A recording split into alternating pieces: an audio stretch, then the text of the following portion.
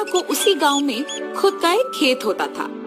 उस खेत में वो फसल उगाता था और उससे आए हुए पैसों से अपना घर चलाता था।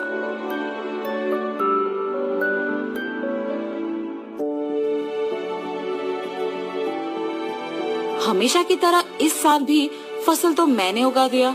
अब गर्मी की मौसम शुरू होने वाली है, जल्द ही तरबूज के बीज डालने पड़ेंगे। ऐसे सोचकर तरबूज के बीज लेके अपने खेत की ओर जाता है। अरे रे, मैं तो भूल ही गया कि इस साल गांव में पानी नहीं है।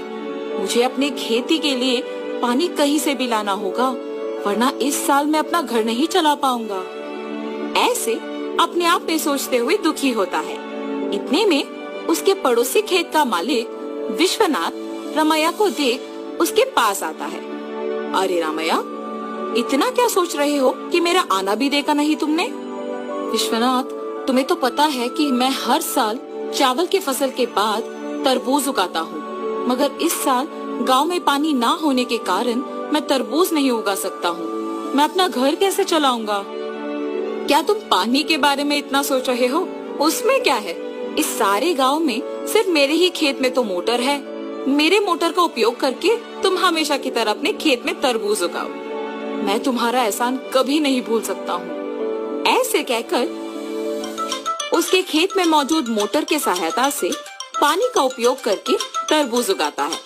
कुछ ही महीनों में उसके खेत में तरबूज अच्छे उगते देख बहुत खुश होता है।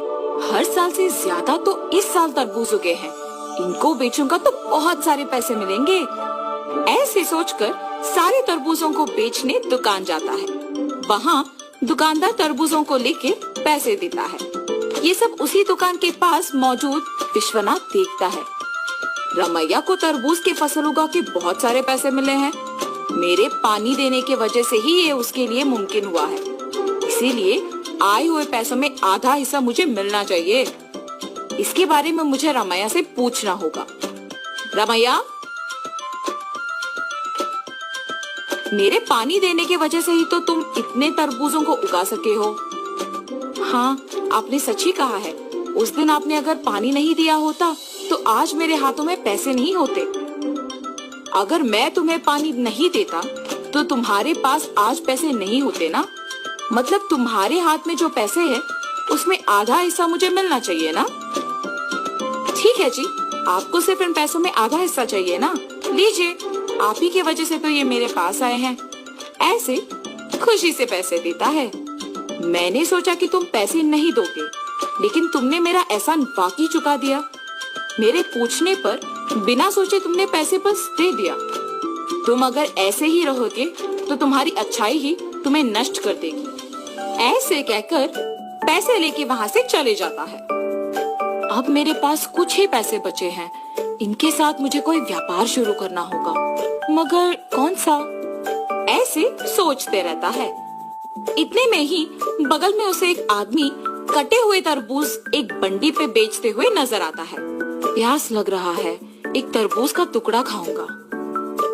उस तरबूज वाले के पास जाता है और पूछता है, बाबू, एक तरबूज का टुकड़ा मिलेगा? जी हाँ। एक तरबूज का टुकड़ा कितने का है? सिर्फ 5 रुपए है जी। एक तरबूज का टुकड़ा 5 रुपए का है? एक पूरा तरबूज तो बहुत कम पैसों में मिल जाएगा। मैं मेरे पास के सारे पैसों से तरबूज खरीदूंगा और उन्हें ऐसे टुकड़े बना के बेचूंगा। ऐसे मुझे बहुत पैसे मिलेंगे। तुरंत उसको पैसे देके उसके पास के सारे तरबूज लेके जाता है। उन तरबूजों को एक बंडी के ऊपर रख के उन्हें अच्छे टुकड़ों में काट के बेचने लगता है। ऐसे उसका व्यापार बहुत अच्छा चलता है। हर रोज की तरह एक दिन वो जब तरबूज बेच रहा था, आप सबको पता है कि इस गांव में कुछ दिनों से चोरी हो रही है। जो भी इन चोरों को पकड़ के जमींदार जी के हवाले करेगा, उनको जमींदार जी अभिनंदन करके तोहफा देंगे। उस विज्ञापन को रमैया सुनता है।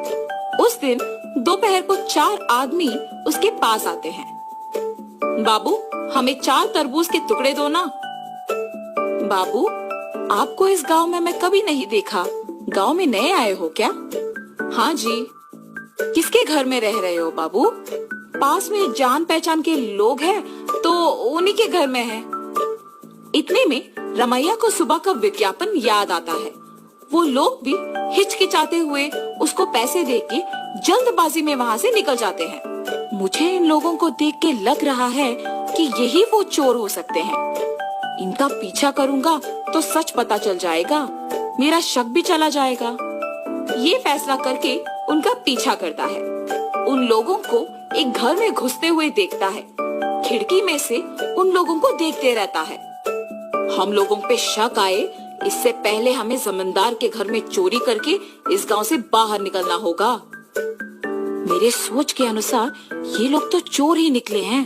तुरंत मुझे ये जमींदार को बताना होगा, वरना आज जो चोरी होगा उसका कारण तो मैं ही बन जाऊंगा।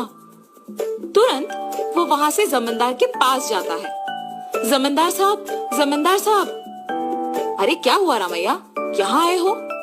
इस गांव में हो रही चोरियों के पीछे जो लोग हैं वो मुझे पता है, यही बताने आपके पास आया हूँ मैं।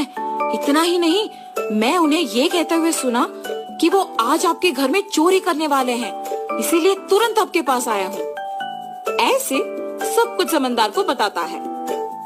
क्या तुम्हें पता है कि वो लोग कहाँ हैं? जी साहब, पता है। सेवकों, तुम लोग अब रामैया के साथ जाके उन चोरों को पकड़ के मेरे पास लाओ। जी प्रभु।